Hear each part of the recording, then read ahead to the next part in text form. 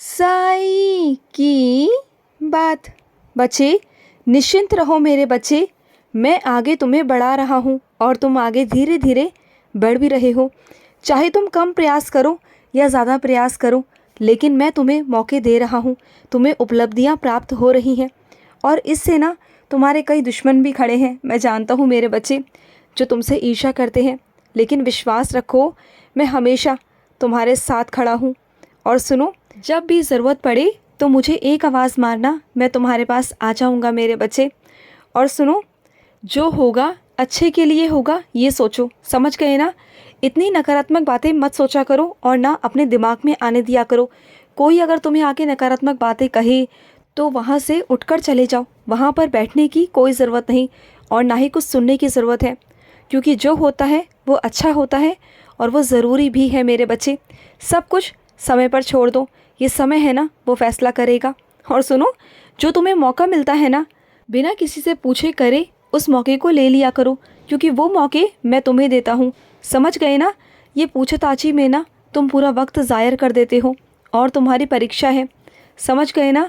अच्छे से तुम्हें पढ़ाई करनी है और तुम बहुत अच्छे अंकों से उत्तीर्ण होगे, मैं तुम्हारे साथ हूँ। बस जब परीक्षा में बैठो तो परीक्षा लिखने से पहले ओम साई राम एक बार बोल देना अपने मन ही मन, फिर देखना ये 3 शब्द कैसा जादू करते हैं तुम्हारी परीक्षा में मेरे बच्चे। और सुनो, अगर तुम्हारे मन में किसी के लिए भी हल्की सी भी ईर्ष्या है ना, तो उसे त्याग दो मेरे बच्चे।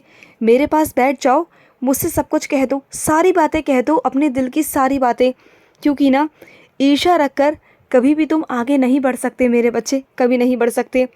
और अच्छे आचरण को अपनाओ, अगर ऐसा करोगे ना तो सच कहता हूँ कि तुम अगर किसी से ईर्ष्या नहीं करोगे ना, तो सामने वाले के अंदर से भी ईर्ष्या ख़त्म हो जाएगी, अपने आप ख़त्म हो जाएगी, तुम सोच भी नहीं पाओगे। और अपने कर्मों पर ध्यान दो।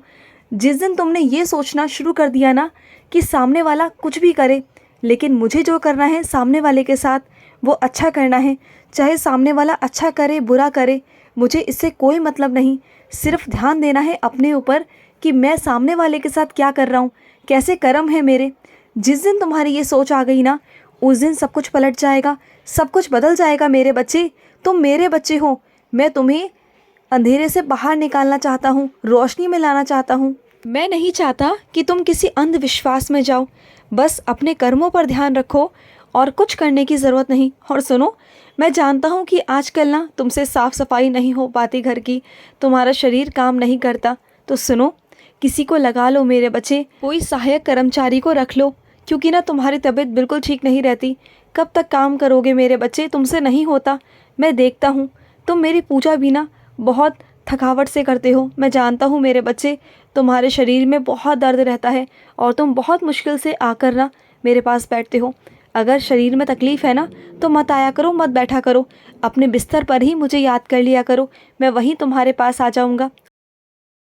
कोई तुमसे अगर तुलना करे ना तो तुम किसी से तुलना मत करना, तुम अतुल्य हो मेरे बच्चे, तुम बहुत खूबसूरत हो, अपने मन से भी और दिल से भी तुम बहुत आगे भी जाओगे।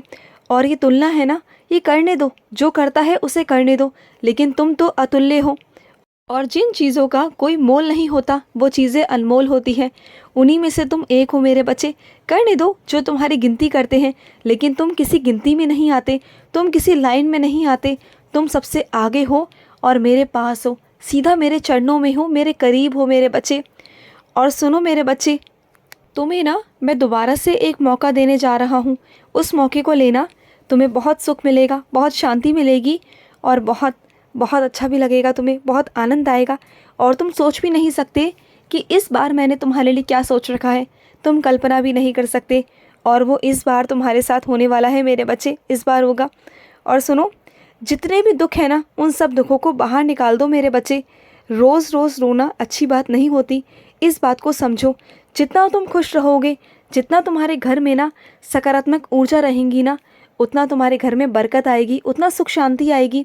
चाहे कुछ भी हो घर में, बस ये सोचना कि तुम्हारा साईं तुम्हारे साथ है, तुम्हारा साईं तुम्हारे साथ कुछ गलत नहीं होने देगा, समझ गए ना? कुछ गलत नहीं होगा तुम्हारे साथ। और तुम जो उठते बैठते चलते फिरते मेरा नाम लेते रहते हो, तुम्हारे मन में हमेशा मेरा नाम चलता रहता है, तुम्हारी ज़ुबान पर काम करते करते, ये बहुत अच्छा संकेत है, जानते हो?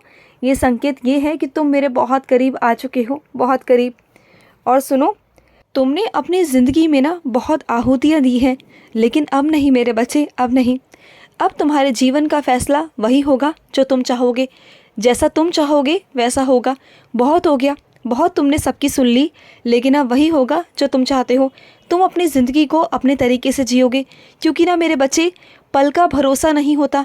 एक एक पल बहुत कीमती है और तुमने अपना बहुत वक्त ज़ाया कर दिया दूसरों के लिए, लेकिन अपने लिए कभी नहीं जिए तुम। लेकिन अब तुम अपने लिए जियोगे।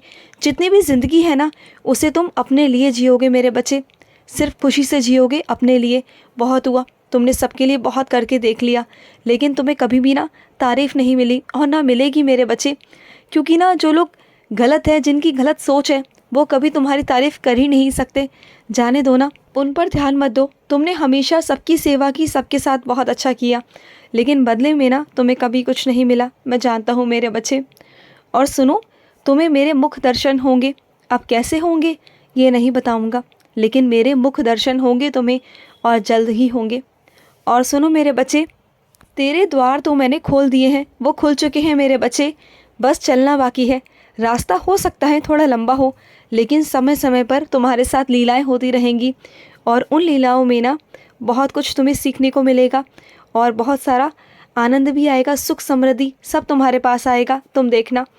और सुनो, सबसे बड़ा पाप जानते हो इस दुनिया में क्या है? किसी की हत्या करने से भी ज़्यादा ना पाप पता है क्या है? आत्महत्या करना। जो तुम बार बार कहते रहते हो ना दिन रात कि मैं मर जाऊँ, मैं मर जाऊँ, मुझे उठा लो, तो ये बातें निकालना बंद कर दो।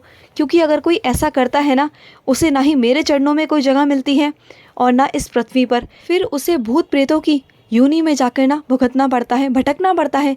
फिर ना ही उन्हें कभी योनि मिलती है और ना कभी कुछ होता है उनके साथ। तो हमेशा ना इन चीज़ों को मत ध्यान दो कि मरना है, बल्कि ये कहो कि ये जीवन जो तुम्हें मिला है ना, इसे तुम्हें संवारना कैसे है। अगर तुम इसके बारे में सोचोगे ना, तो 10 रास्ते मैं निकाल दूंगा तुम्हें। अरे कहो तो सही मुझसे, मैं तुम्हारे लिए रास्ते निकालूंगा। इतना परेशान क्यों होते हो? बल्कि तुम्हारे लिए 10 रास्ते मैं खोलूंगा मेरे बच्चे। परेशान मत हो। ये मत सोचो कि तुम हार चुके हो, तुम हारे नहीं, तुम जीतोगे और मैं तुम्हें जिताऊंगा। हार कर बाजी जीतना ही तो मेरे बच्चों का कमाल है, वही तो मेरी लीला है। उसे तुम समझे ही नहीं मेरे बच्चे। अगर समझते ना तो तुम ऐसी बातें करते नहीं, लेकिन अब मत करना। और सुनो, तुमने अपने घर का काम छिड़वा दिया है, तो सुनो, काम तो शुरू हो चुका है। वो भी मेरी मर्ज़ी से ही हुआ है, और काम में विघ्न नहीं आएगा, सारे काम हो जाएंगे। तुम्हारे घर में ना एक काम करना, मेरी उदी की एक पोटली जाकर बांध देना और वहाँ मेरी छोटी सी तस्वीर रख देना। तुम्हारा सारा काम हो जाएगा। तुम चाहे वहाँ रहो या ना रहो, तुम्हारे घर की रखवाली मैं करूँगा, चिंता मत करना। तुम्हारा साईं है ना। और सुनो, बच्चों को दौलत नहीं, संस्कार दो मेरे बच्चे। दौलत देने से ना कुछ नहीं होगा। बच्चों के लिए ये मत सोचो कि मैं धन दौलत कमाऊँ। बच्चों के अच्छे भविष्य के लिए, अगर बच्चों का भविष्य बनाना है ना, तो उन्हें संस्कार दो, उन्हें मुझसे जोड़ो।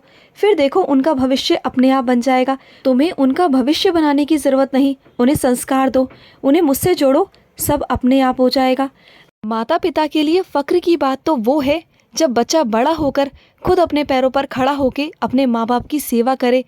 बच्चों को इस काबिल बनाओ कि वो खुद बड़े होकर धन दौलत कमा पाए, ना कि तुम्हें देना पड़े। तुम सिर्फ उन्हें संस्कार दो, अच्छे संस्कार। खुश रहो। आज का रात्रि साई संदेश समाप्त हुआ।